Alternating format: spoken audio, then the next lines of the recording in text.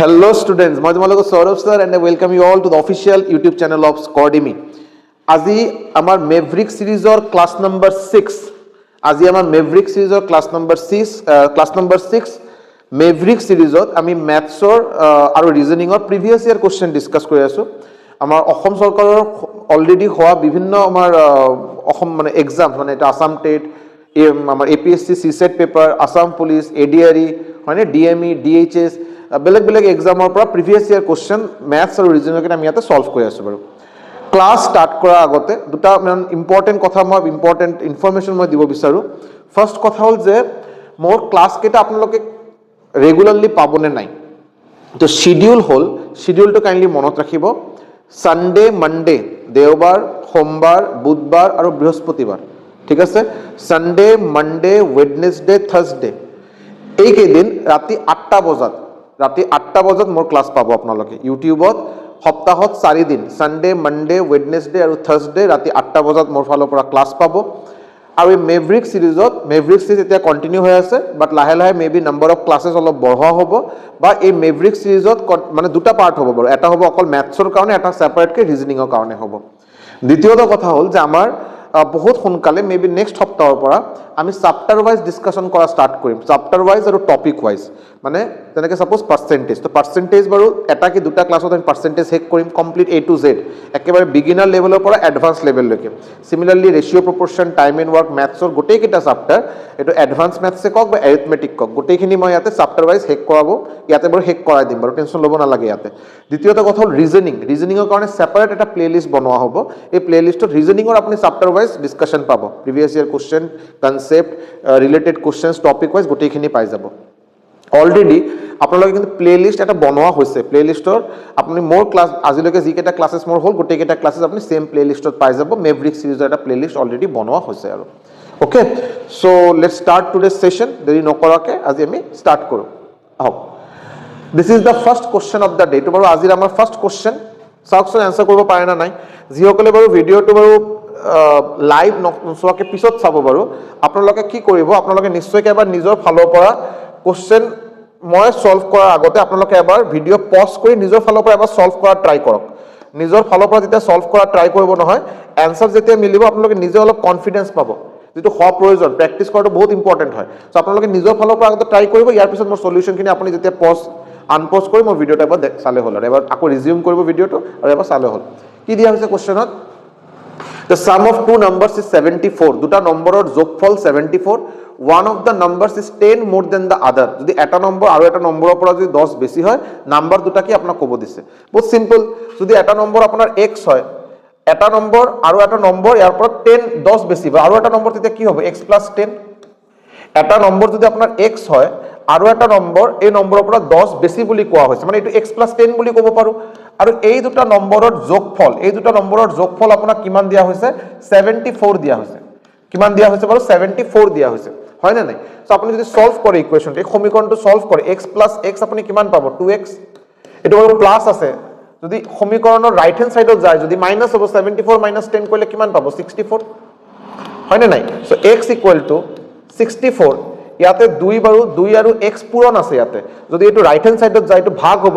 Plus থাকিলে minus হয় minus থাকিলে প্লাস হয় পূৰণ থাকিলে ভাগ হ'ব মানে হৰণ হ'ব আৰু ইয়াতে যদি হৰণ থাকে বা ভাগ থাকে এফালে গলে বাৰু কি হ'ব পূৰণ হ'ব সো এটো ইনটু আছে ইয়াতে এটো ডিভাইড হ'ব যদি আপুনি ডিভাইড কৰে কিমান পাব 32 পাব সো এটা নম্বৰ আপুনি কিমান পালে 32 আপোনাক দুটা নম্বৰে উলাব দিছে কোৱা হৈছে x ৰ ভ্যালু আপুনি কিমান পালে 32 তো আৰু এটা নম্বৰ কিমান হ'ব x + 10 মানে 32 ৰ লগত আপুনি 10 যদি 10 যদি যোগ দিয়ে মানে 32 +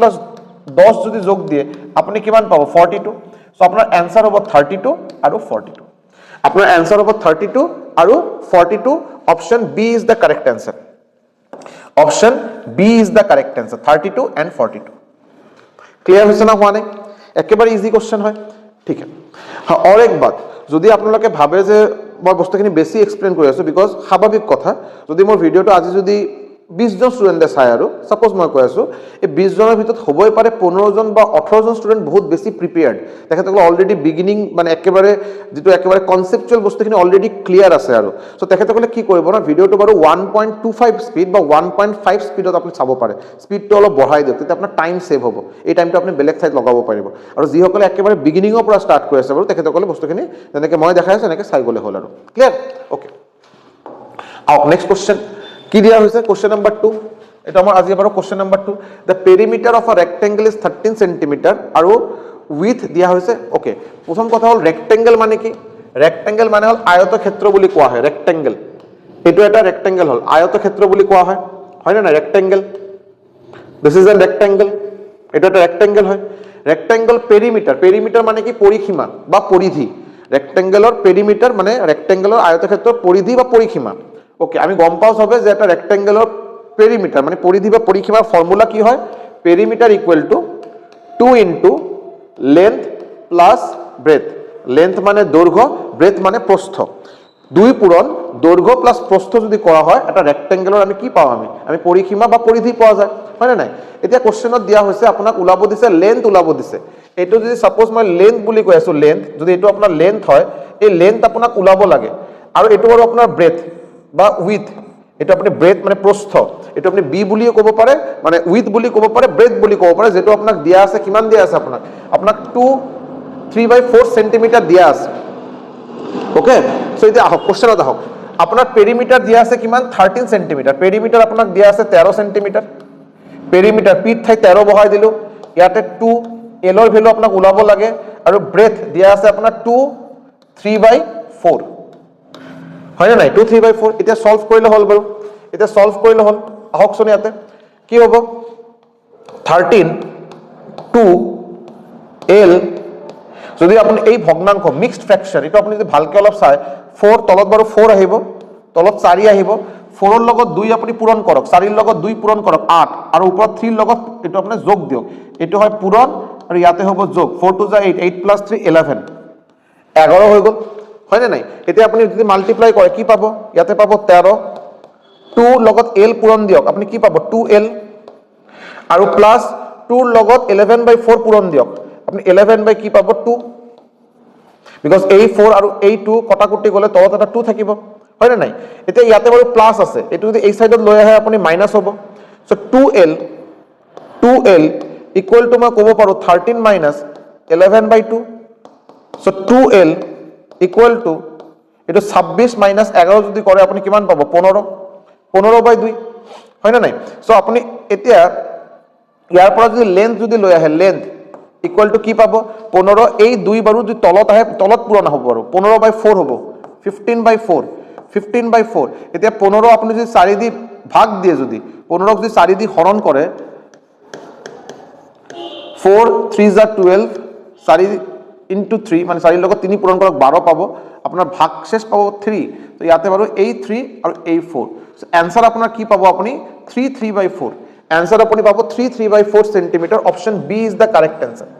option B 3/4 centimetre is the correct answer মই বাৰে বাৰে কৈ আছো আপোনালোকৰ মাজত বহুতে ভাবিব পাৰে স্যাৰ আপুনি ইমান লাহে লাহে কিয় কৰাই আছে আপুনি অলপ ফাস্ট কৰিব পাৰে মই গম পাও বাট যেহেতু বাৰু এটো বহুত একেবাৰে এই স্কৰডিমিট আহাৰ পিছত বহুত ইনিশিয়াল ক্লাছ আছে একেবাৰে বিগিনিং বাৰু সো মই বহুত বেছি স্পিড কৰিব বিচৰা নাই বিকজ বহুতে হ'ব পাৰে যে এটো বেসিক এতিয়ালৈকে ক্লিয়াৰ হোৱা নাই মই নিশ্চয়কৈ আজি পৰা 4-5টা ক্লাছ পিছৰ পৰা মই এই স্পিডত কোশ্চেন নকৰো আৰু বহুত বেছি স্পিডত আমি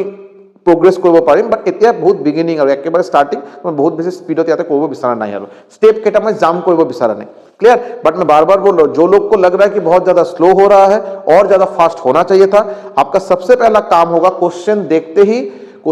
ही आप इसको वीडियो को पॉज कीजिए अपने से सॉल्व कीजिए उसके बाद वीडियो को फास्ट फॉरवर्ड कीजिए या 1.5 स्पीड में देखिए और डायरेक्ट आंसर में आने की कोशिश कीजिए आंसर को आप लोग चेक कर लीजिए हो गया खत्म बात तो जो लोग एक्सपर्ट लेवल जो लोग थोड़ा बहुत जानते हैं या अच्छा एक लेवल में ऑलरेडी पहुंच चुके हैं वो लोग के लिए प्रैक्टिस सेशन हो गया और जो लोग बहुत बिगिनिंग से करे एकदम स्टार्टिंग से करे उन लोग के लिए आपका नया सेशन हो गया जिसमें आपको बेसिक्स क्लियर होते हुए आगे जाएगा क्लियर आओ नेक्स्ट क्वेश्चन কি দিয়া হৈছে এটা বড় ট্রিগোনোমেট্রি কোশ্চেন है बहुत सिंपल क्वेश्चन है sin 60 degree into cos 30 degree sin 30 degree cos 60 degree আমি জানো যে sin 60 डिग्री ভ্যালু কিমান হয় sin 60 डिग्री ভ্যালু হয় আপোনাৰ √3/2 sin 60 ডিগ্ৰী ইকুৱেল টু কিমান হয় বাৰু √3/2 হয় নে নাই আৰু ইয়াৰ পিছত পূৰণ cos 30 ডিগ্ৰী cos 30 ডিগ্ৰী কিমান হ'ব √3/2 cos 30 degree equal to √3/2 plus sin 30 degree equal to কিমান হয় হাফ আৰু cos 60 ডিগ্ৰী কিমান হয় আপোনাৰ হাফ এতিয়া বাৰু ক্যালকুলেশন কৰিলে হ'ল এতিয়া চাব 2 2 যা 4 তলত বাৰু 4 আহি গ'ল ওপৰত √3 * √3 সো √3 * √3 মানে √3 হোল স্কয়াৰ মানে ওপৰৰ পৰা স্কয়াৰ ৰুট মানে বৰ্গমূলটো বাৰু গায়ব হৈ যাব বাৰু কি থাকিব 3 থাকিব প্লাস ইয়াতে 2 2 যা 4 আৰু ওপৰত থাকিব 1 1 is 1 সো তলত বাৰু 4 আহি গ'ল লসাগু লব 4 আৰু 4 ৰ লসাগু 4 আৰু ওপৰত থাকি গ'ল আপোনাৰ 3 + 1 মানে 4/4 মানে আপোনাৰ आंसर হ'ব 1 is the correct answer 1 is the correct answer option A 1 is the correct answer clear very very simple মানে এটা কোনো কোশ্চেনে কোনো টান কোশ্চেনে নাই আৰু আহক নেক্সট কোশ্চেনত কি দিয়া হৈছে A and B together can do a piece of work in 50 days A আৰু B দুজনে মিলি কিবা এটা কাম এটা কিবা নেক্সট এটা ডেফিনিট এটা কাম বাৰু 50 দিনত শেষ কৰে if A is 40% less efficient than B A এর যেটো এফিশিয়েন্সি এর কাম করার যেটো ক্ষমতা এটো B এর কম্পারিজনত 40% কম in how many days A working alone complete 60% of the one ठीक है A is 40% less efficient than B okay A is 40% less efficient than B মানে ওটা এনেকে ভাবক বাৰু 40% less efficient মানে A আৰু B efficiency আগতে চাব efficiency চাব B এর efficiency যদি 100 হয় অলপ বস্তু বুঝার ট্রাই করো B এর এফিশিয়েন্সি যদি 100 হয় এফিশিয়েন্সি মানে কাম করার ক্ষমতা সো B এর এফিশিয়েন্সি যদি 100 হয় এর এফিশিয়েন্সি B এর কম্পারিজনত 40% কম 100 এর পৰা 40 কমাই দিও খুব 60 সো এর এফিশিয়েন্সি আপনি পাবো 60 এতে যদি আপনি কটাকুটি করে এটা অনুপাত যদি উলাব যায় 6 আৰু 10 দুই দি যদি আপনি কাটে ইয়াতে পাবো 3 দুই দি যদি কাটে আপনি পাবো 5 মানে A আৰু B এৰ এফিশিয়েন্সি ক্ষমতা A আৰু B এর অনুপাত ক্ষমতার যেটো অনুপাত এটা হল 3:5 ক্লিয়ার এটা বস্তু মনত ৰাখিব ক্ষমতা আৰু সময় মানে সাপোজ মই আৰু মোৰ লগত আৰু এজন মোৰ ফ্ৰেন্ড আছে দুজনে আমি কিবা কাম কৰাৰ কাৰণে আমি সিদ্ধান্ত লৈছো আৰু এতিয়া মোৰ এই পাৰ্টিকুলাৰ বস্তুটো কৰাৰ ক্ষমতা মোৰ বেছি নাই মোৰ ফ্ৰেন্ড মোৰ যে বন্ধু আছে তেখেতৰ ক্ষমতা বহুত বেছি সো তেখেতৰ এফিশিয়েন্সি মোৰ পৰা বেটাৰ মোৰ এফিশিয়েন্সি কম তেখেতৰ এফিশিয়েন্সি ভাল এতিয়া কথা হল যেতিয়া কাম কৰাৰ সময় কোনে কিমান বেছি সময় লব বিকজ তেখেতৰ ক্ষমতা বেছি কাম কৰাৰ এটো বাৰু তেখেতে বেছি এক্সপাৰ্ট এই কামটো কৰাৰ বাবে তেখেতে কম সময় লব আৰু মোৰ যদি এফিশিয়েন্সি কম মই টাইমটো অলপ বেছি লম সো এফিশিয়েন্সি কম মানে সময় বেছি এফিশিয়েন্সি বেছি মানে সময় কম সো ইয়াতে চাব আপোনাৰ এৰ এফিশিয়েন্সি কম বিৰ এফিশিয়েন্সি বেছি এটা কোনে কিমান টাইম লব কামটো কৰাৰ কাৰণে কোনে কিমান টাইম লব সো টাইম যদি মই সময় যদি অনুপাত উলাব বিচাৰো সময় কোনে কিমান টাইম লব কামটো কৰাৰ বাবে এটো জাস্ট আপনি ক্ৰস কৰি দিব ক্ৰস মানে এৰ সময় এ কিমান টাইম লব এ লব 5 আৰু বি কিমান লব 3 এটো হল বাৰু আপোনাৰ সময়ৰ অনুপাত কোনে কিমান সময় লব কামটো শেষ কৰাৰ বাবে এ যদি আপোনাৰ 5 ঘন্টা লয় বি আপোনাৰ 3 ঘন্টা লব বস্তুখিনি ক্লিয়াৰ হল এতিয়া আহক বাৰু এতিয়া আহকচোন এতিয়া আহক বি 5 আৰু 3 হৈ গল এতিয়া মই আপোনাক কৈ আছো যে বি এ এটা কাম 5 দিনত শেষ কৰে আৰু বি এই কামটো কিমান দিনত শেষ কৰে 3 দিনত শেষ কৰে এ এটা কাম 5 দিনত শেষ কৰে আৰু বি এই কামটো 3 দিনত শেষ কৰে বঢ়িয়া কথা এতিয়া চাবচোন এ আৰু বি দুজনে মিলি কামখিনি কিমান দিনত শেষ কৰিব এ এদিনত চাব এতিয়া যদি মই আপোনাক উলাব বিচাৰো যে কি হল বাৰু যে এ এটা কাম শেষ কৰাৰ কাৰণে 5 দিন লৈ আছে বি কামটো শেষ কৰাৰ কাৰণে 3 দিন লৈ আছে এটা কথা হল এ আৰু বি যদি একেলগে কামটো কৰে টুগেদাৰ মই এটো বাৰু ফাৰ্স্ট ক্লাসত শিকাইছো যিসকলে শিকা নাই বাৰু এবাৰ প্লেলিষ্টত চাই লওক বাৰু ফাৰ্স্ট ক্লাসত টাইম এন্ড ওয়াৰ্কৰ যেতিয়া এটা কোশ্চেন ডিসকাস কৰা হৈছিল তাতে মই ভালকে বুজাই দিছো টেনশন নাই আকৌ যেতিয়া মই প্ৰেক্টিস মানে চ্যাপ্টাৰ ওয়াইজ যেতিয়া ডিসকাস কৰিম আকৌ এবাৰ মই কৈ দিম বাৰু বস্তুখিনি অলপ বুজাৰ ট্ৰাই কৰক মই আকৌ আগতে লিখো এ যদি কিবা এটা কাম x দিনত শেষ কৰে বি যদি সেম ওয়াৰ্ক সেম কাম যদি y দিনত কৰে এ কিবা এটা কাম x দিনত কৰে বি অকলে কামটো y দিনত কৰে then a plus b together মানে একেলগে দুজনে যদি কাম কৰে সেই কামটো শেষ কৰাৰ বাবে কিমান টাইম লব আপোনাৰ ফৰ্মুলা হ'ব xy by x plus y বস্তুখিনি অলপ বুজাৰ ট্ৰাই কৰক ঠিক আছে এ এটা কাম x দিনত কৰে বি এটা কাম y দিনত কৰে দুজনে যদি একেলগে কামখিনি কৰিব বিচাৰে বাৰু কিমান দিনত শেষ হ'ব xy by x plus y এতিয়া আপুনি চাব এ এটা কাম 5 দিনত শেষ কৰে বি এটা কাম y দিনত শেষ কৰে সো a plus b দুজনে যেতিয়া কামটো কৰিব কিমান দিনত শেষ কৰিব আপুনি ক'ব x ইয়াতে হল 5 হল আপোনাৰ x y হল আপোনাৰ y 3 সো আপোনাৰ ফৰ্মুলা হ'ব xy মানে 5 into 3 এক সেকেন্ড এটা হবে আপনার 5 into 3 5 into 3 by 5 plus 3 যেটা আপনি ভ্যালু কিমান পাব বাৰু 15/8 মানে a আৰু b যদি একেলগে কামখিনি কৰে কিমান দিনত শেষ কৰিব 15/8 ডেজ 15/8 দিন ল'ব বাট কোশ্চেনত দিয়া আছে যে a আৰু b কামখিনি কিমান দিনত শেষ কৰে 50 দিনত শেষ কৰে মানে মই যেটো 15/8 বুলি কৈ আছো মই যেটো বাৰু 15/8 বুলি কৈ আছো এটো অ্যাকৰ্ডিং টু কোশ্চেন প্ৰশ্ন মতে এটো দিয়া আছে 50 দিন এটো দিয়া আছে 50 দিন মানে মোৰ বাবে যেটো 1 এটো অ্যাকৰ্ডিং টু কোশ্চেন কি হ'ব 50ক আপুনি 15/8 দি ভাগ দিব হেতুৱে তো কথা না সো এতিয়া আপুনি চাব ইয়াতে বাৰু অলৰেডি এটা ডিভাইড আছে তাৰ তলত আৰু এটা সৰুকে ডিভাইড মানে এই 8 টো এতিয়া ওপৰত যাব নে নাই সো আপুনি কি পাব 50 into 8 by 15 this is equal to 1 this is equal to 1 clear এতিয়া কথা হল সো ইটো হল যে ওকে এতিয়া আপুনি চাব যে এই কামটো কিমান দিনত কৰে 5 দিনত কৰে এই কমপ্লিট কামটো কিমান দিনত শেষ কৰিব এই কমপ্লিট কামটো কিমান দিনত শেষ কৰে 5 দিনত শেষ কৰে মই এই জায়গাখিনি ইৰেজ কৰি দিও ঠিক আছে এই জায়গাখিনি ইৰেজ কৰি দিও এতিয়া হক 1 equal to this আপুনি চাব 1 equal to this so 5 equal to কিমান হ'ব মই 5 কে ওলাই আছো মই 5 ৰ ভ্যালু কি ওলাই আছো বিকজ এই কামখিনি 5 দিনত শেষ কৰে এই কাৰণে 5 ৰ ভ্যালু ওলাম ইয়াতে so 5 equal to হ'ব 50 into 8 by 15 আৰু এই 5 আপোনাৰ পূৰণ হ'ব নে নাই পূৰণ হ'ব এতিয়া চাব মই যদি ক্যালকুলেশন যি কৰা মই পিছত কৰিম বাৰু এতিয়া আপুনি চাব এই 5 ডেজ 5 দিন যে মই লৈছি 5 দিনটো কি যে এ কমপ্লিট কামটো 5 দিনত শেষ কৰে সো 5 দিনত এ কিমানখিনি কাম এ হল কমপ্লিট মানে 100% কামটো কৰাৰ বাবে এ কিমান দিন লয় ইমান দিন লয় বিকজ মই ইয়াতে 5 দিন বুলি কৈছো বাট মোৰ লোৱা 5 দিন প্ৰশ্ন মতে according to question that will be ইমান নাম্বাৰ অফ ডেজ এটা ওলাব আৰু এটো কি কমপ্লিট কাম কৰাৰ বাবে কমপ্লিট কাম মানে 100% কাম কৰাৰ বাবে ইমান দিন ল'ব বাট মোৰ কি ওলাব দিছে 60% of the work 60% of the work so 60% of the work কৰাৰ বাবে কিমান টাইম ল'ব এটো 100% কৰাৰ বাবে যদি ইমান টাইম লয় 60% কৰাৰ বাবে কিমান টাইম ল'ব 60% of যেটো ভ্যালু আহিব এটো আৰু 50 into 8 into 5 divided by 15 এটা 60% মানে কি 60/100 যদি আপুনি কটাকটি কৰে কিমান পাব 3 into 5 আৰু ইয়াতে আপুনি পাব 50 into 8 into 5 divided by 15 এতিয়া আপুনি ধুনিয়াকে ক্যালকুলেশন কৰক 3 5 * 15 এই 5 আৰু এই 5 গল এই 5 এদি যদি এটো কাটে যদি আপুনি 10 পাব সো ইয়াতে আপোনাৰ এটা 10 ইয়াতে এটা 10 পালে আপুনি ইয়াতে এটা 8 আছে 8 আৰু 10 যদি আপুনি পূৰণ দিয়ে আপুনি পাব 80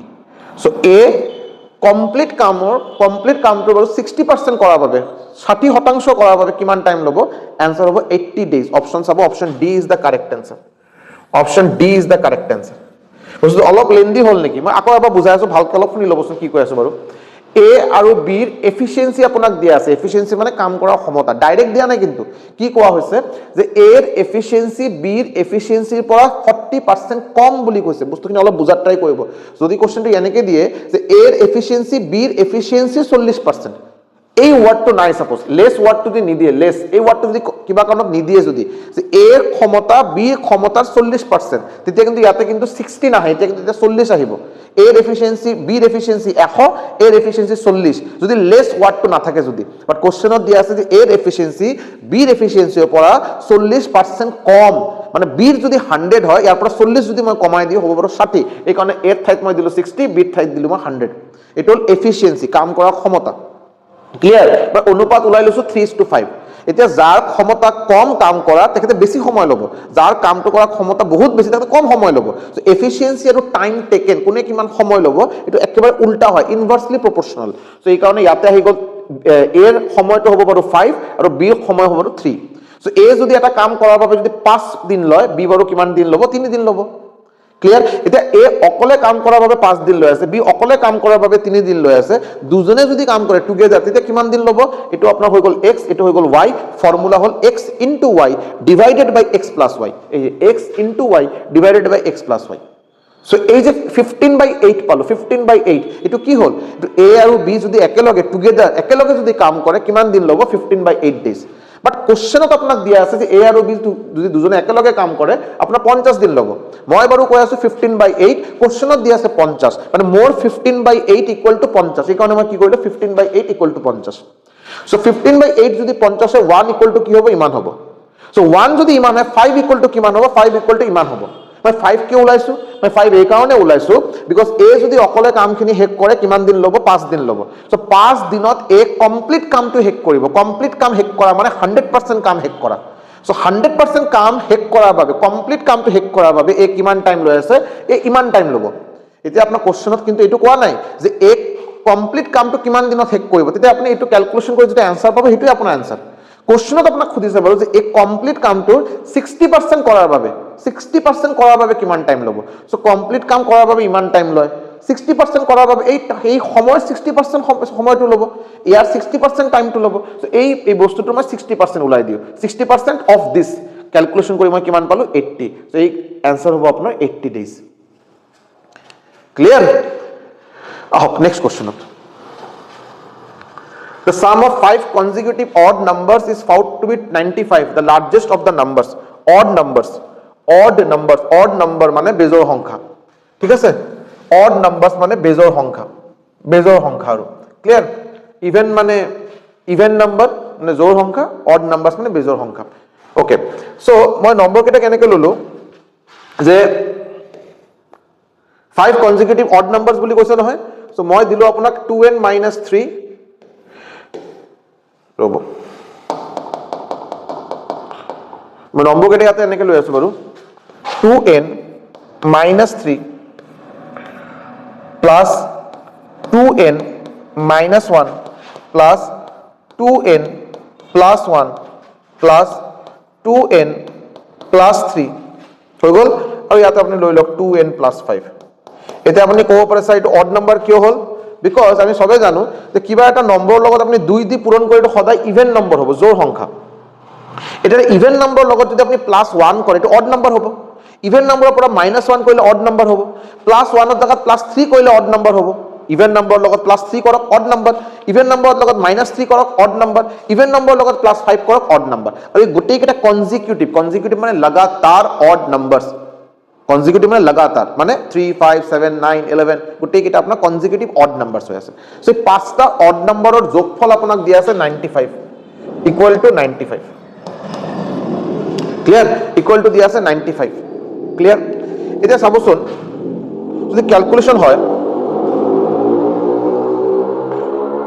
-3 + 3 -1 + 1 হৈ গল এটা 2n এটা দুটা তিনিটা চাৰিটা পাঁচটা সো 2n * 5 আপুনি পাই যাব কিমান 10n আৰু ইয়াতে +5 এই যে +5 ইকুৱেল টু আপুনি পাব 95 তাৰ মানে 10n ইকুৱেল টু এই 5 যদি এই সাইডত লৈ আহে মাইনাস হ'ব 95 - 5 যদি কৰে কিমান পাব 90 এই 0 গল so basically n equal to আপুনি কিমান পাব ইয়াতে 9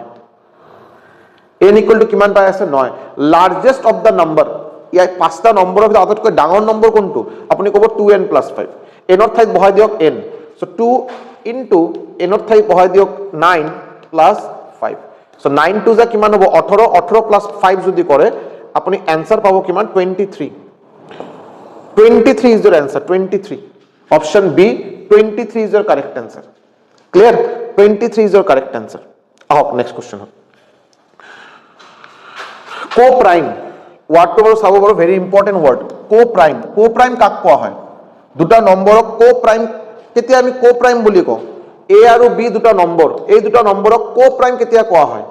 কোপ্ৰাইম কোৱা হ'ব যদি দুটা নম্বৰৰ গসাগু মানে HCF যদি 1 হয় যদি যিকোনো দুটা নম্বৰৰ গসাগু HCF যদি 1 হয় এই দুটা নম্বৰক আমি কোপ্ৰাইম বুলি কওঁ লগত এটা কথা কৈ দিও কোপ্ৰাইমৰ লগত প্ৰাইম নম্বৰৰ কোনো সম্পৰ্ক নাই কোপ্ৰাইম আৰু প্ৰাইম নম্বৰ কোনো সম্পৰ্ক নাই প্ৰাইম নম্বৰ মানে মৌলিক সংখ্যা যি সংখ্যা 1 আৰু যি সংখ্যা দুটা উৎপাদক দুটা ফ্যাক্টৰ 1 আৰু নিজেই এই নম্বৰ কেটা আমি কি বুলি কওঁ আমি প্ৰাইম নম্বৰ বুলি কওঁ সো কোপ্ৰাইমৰ লগত প্ৰাইমৰ কোনো সম্পৰ্ক নাই যিকোনো দুটা প্ৰাইম নম্বৰ নিশ্চয়কৈ কোপ্ৰাইম হ'ব বাট হেতু মানে এটো নহয় যে প্ৰাইম হ'বই লাগিব কোপ্ৰাইম হোৱাৰ কাৰণে নহয় যেনেকৈ সাপোজ মই আপোনাক एग्जांपल দি কৈ আছো বাৰু 16 আৰু 25 এই দুটা নম্বৰ 16 কি আপোনাৰ মৌলিক সংখ্যা নেকি 25 আপোনাৰ মৌলিক সংখ্যা নেকি? নহয়, এইটোও বাৰু যৌগিক সংখ্যা, এইটোও বাৰু যৌগিক সংখ্যা। মৌলিক সংখ্যা কাক কোৱা হয়? যি নম্বৰৰ দুটা ফেক্টৰ 1 আৰু নিজে। কম্পোজিট নম্বৰ, মৌলিক সংখ্যা প্ৰাইম নম্বৰৰ উল্টা হ'ল কম্পোজিট নম্বৰ। কম্পোজিট নম্বৰ কাক কোৱা হয়? যি নম্বৰৰ নাম্বাৰ অফ ফেক্টৰছ দুটাৰ বেছি হয়, মানে 1 আৰু নিজেতো ফেক্টৰ হ'বই, ইয়াৰ বাহিৰত বেলেগ আৰু ফেক্টৰ আছে, দুটা হ'ব পাৰে, তিনিটা হ'ব পাৰে, চাৰিটা এক্সট্ৰা ফেক্টৰ আছে, এই নম্বৰকেইটাক আমি কম্পোজিট নম্বৰ বুলি কওঁ, যৌগিক সংখ্যা বুলি কোৱা হয়। চ' 16 আৰু 25, 16 আৰু 25 এই দুটা নম্বৰ কিন্তু যৌগিক সংখ্যা, মৌলিক সংখ্যা নহয়। বাট এই দুটা নম্বৰ একেলগে যেতিয়া আপুনি কনচিডাৰ কৰিব, দুটা নম্বৰ আপোনাৰ কো প্ৰাইম নম্বৰ, কাৰণ এই দুটা নম্বৰৰ গসাগু 1, HCF 1। ক্লিয়াৰ? এতিয়া যদি আপুনি অপশ্যনৰ পৰা চাই, ইয়াতে 4 আৰু 6ৰ HCF কি হ'ব? 4 আৰু 6ৰ HCF হাইয়েষ্ট কমন ফেক্টৰ কিমান হ'ব? 2। 2 আৰু 4ৰ HCF কিমান হ'ব? HCF কিমান হ'ব বাৰু? 2। 6 আৰু 9ৰ HCF কিমান হ'ব? HCF হ'ব আপোনাৰ 3। চ' আপোনাৰ এইকেইটা এনসাৰ নহয়, এইকেইটা আপোনাৰ এনসাৰ নহয়, এনসাৰ হ'ব আপোনাৰ অপশ্যন বি। কাৰণ কি? স্যাৰ দুটা মৌলিক সংখ্যা নহয়, মৌলিক সংখ্যা হৈছে এইকাৰণে বাৰু কো প্ৰাইম নহয়, বিকজ এই দুটা নম্বৰৰ HCF গসাগু আপোনাৰ 1। 5 আৰু 7ক ডিভাইড কৰা নম্বৰ অকল এটাই আছে, এইটো বাৰু 1, HCF 1, এইকাৰণে এইটো বাৰু কো প্ৰাইম নম্বৰ। আহক নেক্সট কোৱেশ্চন। আপোনালোকে না বেছি অসমীয়া যিটো অনুবাদ কৰা হৈছে, ট্ৰান্সলেশ্যন কৰা হৈছে, এইটো বেছি গুৰুত্ব নিদিব, এইটো পাৰ্চনেলি বাৰু মই কৰা নাই একচুৱেলি। চ' এইটো বাৰু গুগলৰ পৰা চাগে ট্ৰান্সলেট কৰা হৈছে, এইকাৰণে মই নিজে চাই আছোঁ বাৰু, কেইটামান ডাঙৰ ভুল কৰা হৈছে বাৰু, এইকাৰণে এইটো কাইণ্ডলি এভইড কৰক। ইংলিছত কোৱেশ্চনটো মই বুজাৰ ট্ৰাই কৰি আছোঁ বাৰু, অসমীয়াত এবাৰ ভালকৈ শুনি ল'ব আৰু সলভ কৰাৰ ট্ৰাই কৰক। নেক্সট কোৱেশ্চনৰ পৰা, নেক্সট ক্লাছৰ পৰা আমি নিশ্চয়কৈ এইটো অলপ নজৰ দিম, যাতে বস্তুখিনি ভুল যাতে নহয় আৰু। Okay, place value of 4, place value আৰু ফেচ ভেলু দুটা বস্তু হয়, দুটা বেলেগ বেলেগ বস্তু। এটা হয় প্লেচ ভেলু, যদি কোৱেশ্চনত আপোনাক সুধিছে বাৰু প্লেচ ভেলু, আৰু এটা হয় আপোনাৰ ফেচ ভেলু। ফেচ ভেলু আপোনাৰ যদি ইয়াৰ পৰা কোনো এটা ডিজিটৰ ফেচ ভেলু ওলাব দিয়ে, আপুনি ডাইৰেক্ট ক'ব সেইটোৱে এনসাৰ, মানে 6ৰ ফেচ ভেলু 6, 3ৰ ফেচ ভেলু 3, 1ৰ ফেচ ভেলু 1, 2ৰ ফেচ ভেলু 2, 4ৰ ফেচ ভেলু 4। মানে ফেচ ভেলু তাতে কোনো আৰু হেডেক লোৱাৰ কোনো কথাই নাই, যিটো আপোনাক ক'ব যে এই ডিজিটৰ ফেচ ভেলু কি, সেই ডিজিটটোৱে এনসাৰ। বাট যেতিয়া প্লেচ ভেলু আপোনাক সুধিব, প্লেচ ভেলু, তেতিয়া মেটাৰ কৰিব যে ক'ত আছে, এইটো ইয়াতে আছে না ইয়াতে আছে না ইয়াতে আছে না ইয়াতে আছে, মানে ইউনিট প্লেচ না ওৱান্স প্লেচ, মানে এইটো ওৱান্স প্লেচ বুলি কয়, একক ঘৰ যিটো কোৱা হয়, একক, দশক, শতক, হাজাৰ এনেকৈ কোৱা হয় বাৰু। যিটো 1 ইউনিট প্লেচ, এইটো টেন্স প্লেচ, মানে দশক ঘৰ, এইটো বাৰু শতক মানে 100ৰ ঘৰ বুলি কোৱা হয়, আৰু এইটো হাজাৰৰ ঘৰ, 1000ৰ ঘৰ বুলি কোৱা হয়। চ' 4 আপোনাৰ হাজাৰৰ ঘৰত আছে, চ' প্লেচ ভেলু আপোনাৰ হ'ব 4000। এনসাৰ হ'ব আপোনাৰ 4000। Option B is the correct answer. Clear? Option B is the correct answer. Next question. What is the probability that the number selected from the numbers this is the multiple of 4? Sabo, আপোনাৰ 1ৰ পৰা 15 লৈকে, 1ৰ পৰা 15 লৈকে আপোনাৰ total কেইটা number হ'ব বাৰু? আপুনি ক'ব 15টা নম্বৰ। 1ৰ পৰা 15 লৈকে 15টা নম্বৰ। তো আপোনাৰ হাতত টোটাল কেইটা পসিবিলিটি আছে, কেইটা আপুনি পিক কৰিব পাৰে, কেইটা নম্বৰ আপোনাৰ হাতত অপশ্যন আছে? 15টা অপশ্যন আছে। এই 15টা অপশ্যনৰ পৰা আপোনাক উঠাব দিছে কি? Multiple of 4। মাল্টিপল অফ 4 মানে 4ৰ গুণিতক। আপোনাৰ হাতত অপশ্যন আছে, 15টা অপশ্যন আছে। 15টা অপশ্যনৰ পৰা আপুনি যেতিয়া এটা নম্বৰ উঠাব, ৰেণ্ডমলি সিলেক্ট কৰিব, এই ৰেণ্ডমলি সিলেক্টেড নম্বৰ 4ৰ গুণিতক হোৱাৰ কিমান চান্সেছ, কিমান সম্ভাৱনা আছে, এইটো হয় প্ৰবাবিলিটি। তো 1ৰ পৰা 15 লৈকে 4ৰ গুণিতক থকা নম্বৰ কেইটা কি? 4ৰ গুণিতক কাক ক'ম বাৰু? 4, 8 আৰু 12, 4, 8, 12, এইকেইটা হ'ল 4ৰ গুণিতক। নেক্সট গুণিতক কি? 16, বাট ইয়াতে আমাৰ লিমিট হ'ল 15 লৈকে, 16ত আমাৰ এইটো ৰেঞ্জৰ বাহিৰত গুচি গ'ল। চ' আমাৰ হাতত 15টা অপশ্যনৰ ভিতৰত ফেভাৰেবল অপশ্যন, মানে যিকেইটা আমাৰ কোৱেশ্চনত সুধিছে বাৰু 4ৰ গুণিতক কেইটা? 3টা। চ' আপোনাৰ ইয়াতে প্ৰবাবিলিটি হ'ব 3/15। প্ৰবাবিলিটি হ'ব 3/15। ইয়াতে অপশ্যন চাব আপোনাৰ 3/15 আছে। এতিয়া কথা হ'ল, ইয়াতে এটা কথা আছে, মই কোৱেশ্চনটো এইকাৰণে ইয়াতে দিয়া হৈছে বাৰু, 3/15 টো তাতে অসুবিধা নাই, বাট এইটো বাৰু চাগে আপোনাৰ আসাম পুলিচ ABUBৰ কোৱেশ্চন আছিল, মই ডেটটো বাৰু দিয়াটো পাহৰি গৈছোঁ বাৰু। বাট আপুনি চাব, এই 3/15 যদি কটাকুটি কৰে নহয়, আপুনি কি পাব? 1/5। এই 1/5ও আপোনাৰ অপশ্যনত আছে। চ' একচুৱেলি পাৰ্টিকুলাৰ কোৱেশ্চনৰ বাবে ইয়াতে দুটা কাৰেক্ট এনসাৰ, 3/15 আৰু 1/5। 3/15 আৰু 1/5 আৰু দুটাই কাৰেক্ট। বাট আমাৰ এইটো বেছিক এটা ফাণ্ডামেণ্টেল কনচেপ্ট যে অনুপাত আৰু প্ৰবাবিলিটি, ভালকৈ অলপ কথাখিনি শুনি ল'ব। অনুপাত আৰু প্ৰবাবিলিটি মানে সম্ভাৱনা কেতিয়াও এনেকে ফৰ্মত ৰাখা ঠিক নহয়। মানে যদি কটাকুটি কৰা যায়, যদি কটাকুটি কৰি একেবাৰে সিম্পল ফৰ্মত আনা যায়, আমি কটাকুটি লাষ্টলৈকে কৰিম আমি। অনুপাত যদি আপোনাক এটা কোশ্চেন মই দিলো সাপোজ 6:, সাপোজ মই কলো আপোনাৰ 15, এইটো কাৰেক্ট, এইটো বাৰু ঠিক আনসার, কিবা এটা কোশ্চেনের আনসার আপনি 6:15 পালে, সেইটো যদি আপনি আনসার দি দিয়ে ঠিক হ'ব, ভুল নহয়, বাট 100% কারেক্ট নহয়। কারণ কি আপনি যদি এটা 3 দিয়ে যদি কটা যায়, 3 দিয়ে কাটক, 3 2 যা 6,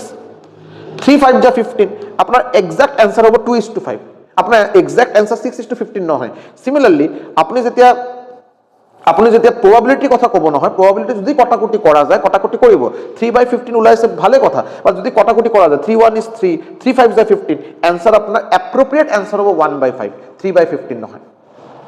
ক্লিয়ার? আর এটা পরীক্ষাত আহা কোশ্চেন, এই কারণে বস্তুখিনি অলপ কৈ দিলো। আহক next question. Okay, value of this square root, বর্গমূল ওলোৱা কথাৰ, বৰ্গমূল কেনেকে ওলায় এইটো বাৰু শৰ্টকাট ট্ৰিক মই বহুত নেক্সট সপ্তাহতে এইটো লৈ আহিম বাৰু। বৰ্গ ওলোৱা, বৰ্গমূল ওলোৱা, কিউব ৰুট ওলোৱা শৰ্টকাট ট্ৰিক কেনেকে বাৰু, বাট ফৰ টাইম বিং অলপ বস্তুখিনি চাই লওক কেনেকে কৰো মই। 15129 এইটো আমাক স্কোয়াৰ ৰুট ওলাব দিছে। আপুনি ৰাইট সাইডৰ পৰা দুটা ঘৰৰ পিছত বৰ্ডাৰ দিব, ৰাইট সাইডৰ পৰা দুটা ঘৰৰ পিছত বৰ্ডাৰ দিব, আৰু ইয়াতে আপুনি পাব 9, লাস্ট ডিজিটৰ ওপৰত বেছি গুৰুত্ব হ'ব লাগে। লাস্ট ডিজিট কি আছে 9। আপুনি এতিয়া এনেকে ডিজিট ভাবক, যেটো স্কোয়ার কৰিলে, বৰ্গ কৰিলে লাস্টত 9 আহে। এনেকে মনে মনে কিবা এটা নম্বৰ আপুনি ভাবক, যি ডিজিটৰ স্কোয়াৰ যদি কৰা হয়, বৰ্গ যদি কৰা হয় লাস্টত 9 আহে। আপুনি মোক ক'ব যে 3 যদি স্কোয়ার কৰা হয় 3 স্কোয়াৰ কৰিলে লাস্টত 9 আহে, আৰু 7 যদি স্কোয়াৰ কৰা হয় 7 স্কোয়াৰ কৰিলে লাস্টত 9 আহে, কাৰণ 3 স্কোয়াৰ 9 আৰু 7 স্কোয়াৰ হল 49, লাস্টত কিন্তু তথাপি 9 আহে। মানে আপনি ইয়াৰ পৰা ইমানখিনি কনফাৰ্ম হৈ গ'ল যে আপোনাৰ যেটোৱে বাৰু এনসাৰ হ'ব, এই এনসাৰৰ লাস্টত হয় আপোনাৰ 3 পাব, নহলে আপুনি 7 পাব। কথাখিনি ক্লিয়াৰ? এতিয়া আপুনি বৰ্ডাৰৰ এই সাইডত আহক, আপোনাৰ ইয়াতে কি আছে 151। আপুনি এনেকে এতিয়া পাৰফেক্ট স্কোয়াৰ নম্বৰ, পুৰাপুৰি বৰ্গ সংখ্যা আপনি এতিয়া ক্যালকুলেশন কৰা স্টাৰ্ট কৰক, আৰু এনেকে এটা বৰ্গ নম্বৰ, স্কোয়াৰ নম্বৰ আপনি মনে মনে ক্যালকুলেট কৰক, যেটো বাৰু 151 পৰা জাস্ট সৰু, এটো ক্ৰস কৰা নাই, অলপ সৰু আৰু। সো যেনেকে 1 square 1, 2 square 4, 3 square 9, 4 square 16, 5 square 25, 6 square 36, 7 square 49, 8 square 64, 9 square 81, 10 square 100, 11 square 121, 12 square 12 square 144, চাব 144 আহি গৈছে বাৰু। 13 স্কোয়াৰ 169 ক্ৰস কৰি দিলে, সো 13 স্কোয়াৰ নহয়, 12 স্কোয়াৰ 144, 151 পৰা সৰু স্কোয়াৰ নম্বৰ হল 144, সো 12 স্কোয়াৰ হৈ গ'ল 144। সো আপুনি ইয়াৰ পৰা কি পাব, ইয়াৰ পৰা আপুনি 12 পাব, 12, আৰু ইয়াৰ পৰা আপোনাৰ 3 আৰু 7, মানে আপোনাৰ এই পাৰ্টিকুলাৰ কোশ্চেনৰ আনসাৰ হ'ব 1 2 3। এই যে 1 2, ইয়াৰ পৰা আপুনি 3 লৈছে, और अपना आंसर 1 2 7 হ'ব পাৰে।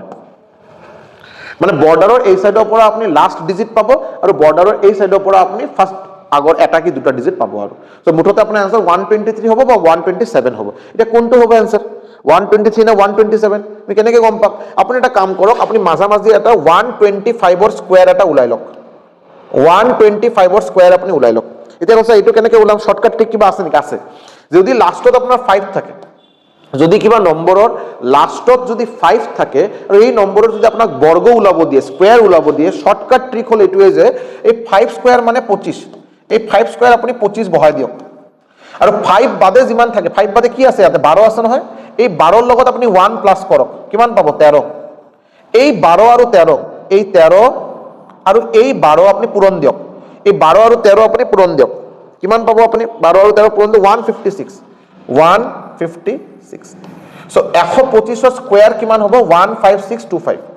125 স্কোয়াৰ কিমান 15625। এতিয়া আপোনাৰ কি ওলাব যে 15129,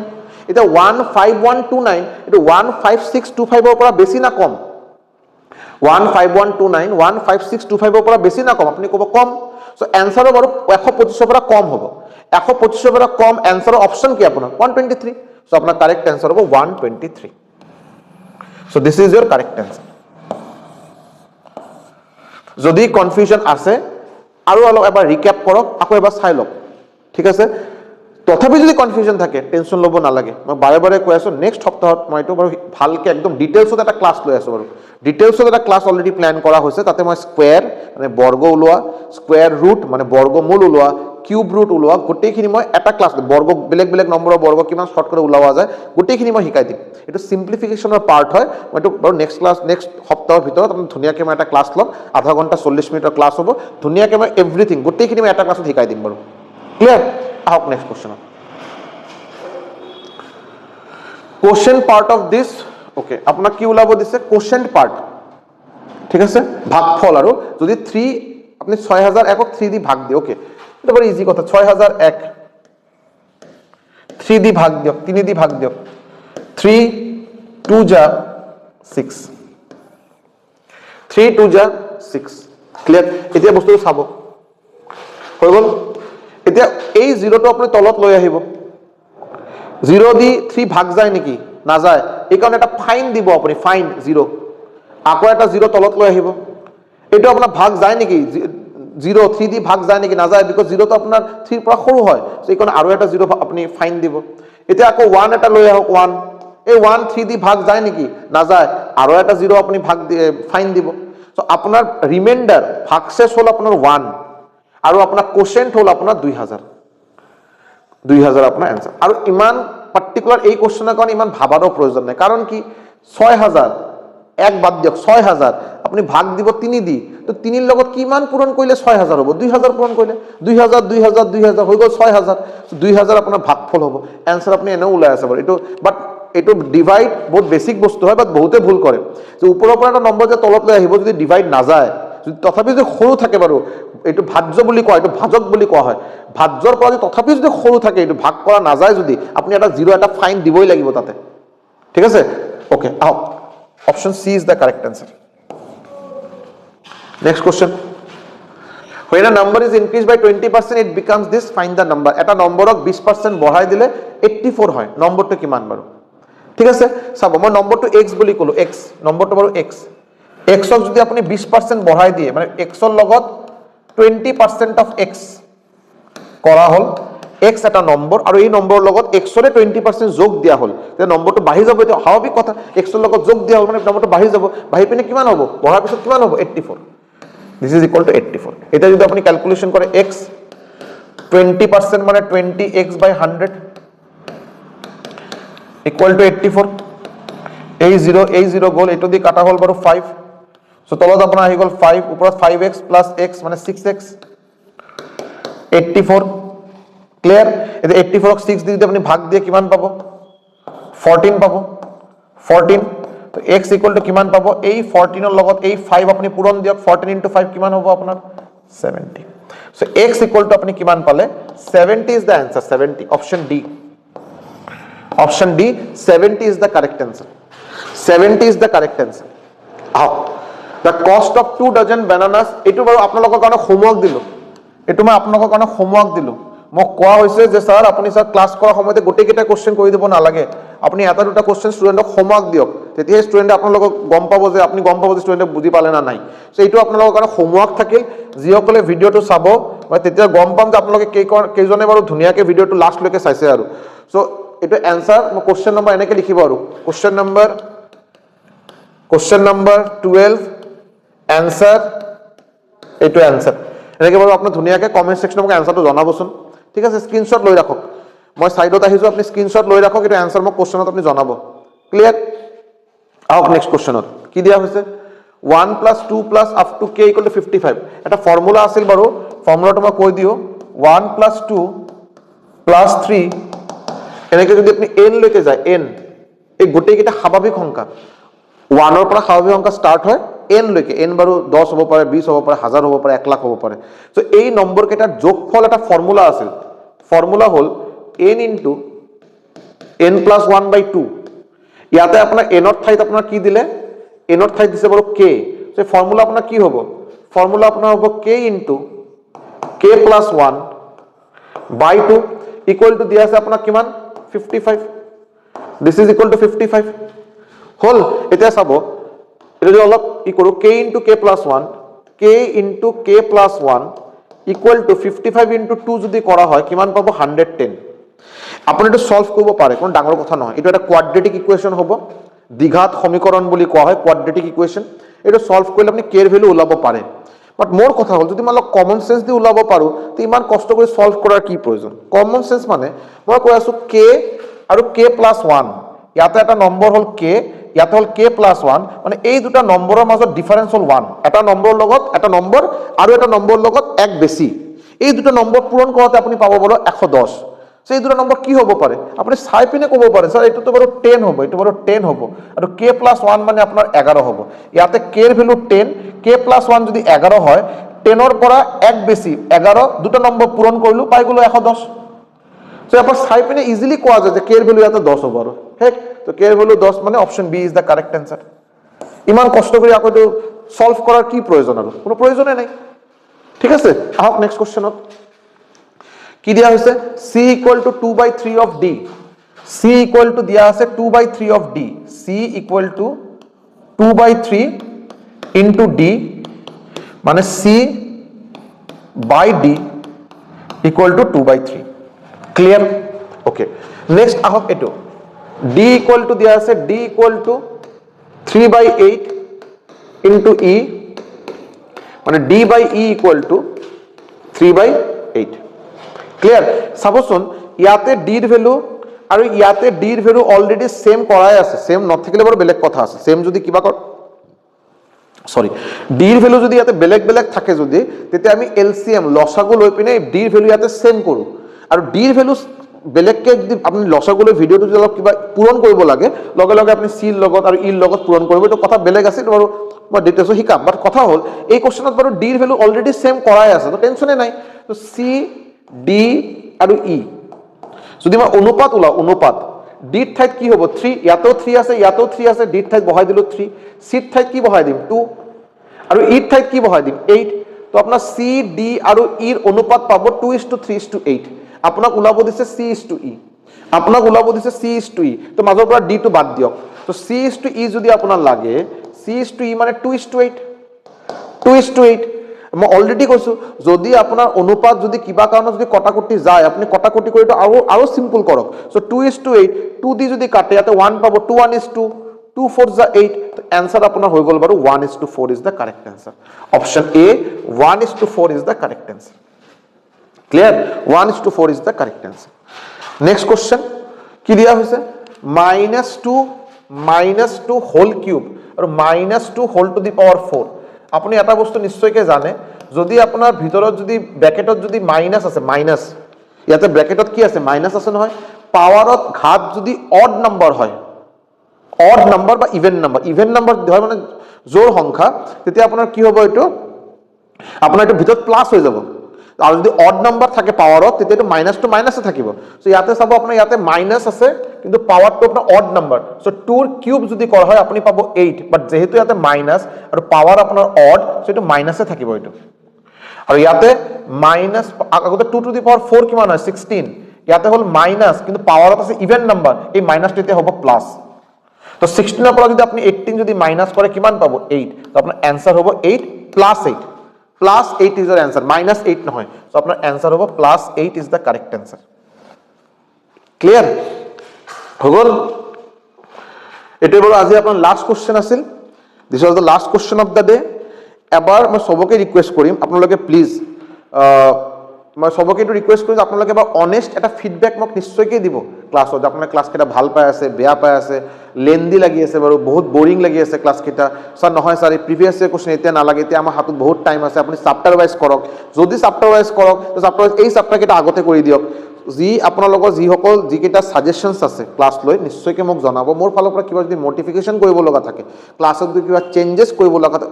মানে আপোনালোকে যদি বিচাৰে যে মই কিবা চেঞ্জেস যদি কৰো ক্লাছত হিটোৱে জনাব যাতে মই ক্লাছ কেটা যাতে আপোনাৰ কিবা হেল্প কৰিব পাৰে আদাৰওয়াইজ মই ক্লাছৰ কোনো মূল্য নাই মই ক্লাছ কেটা এনে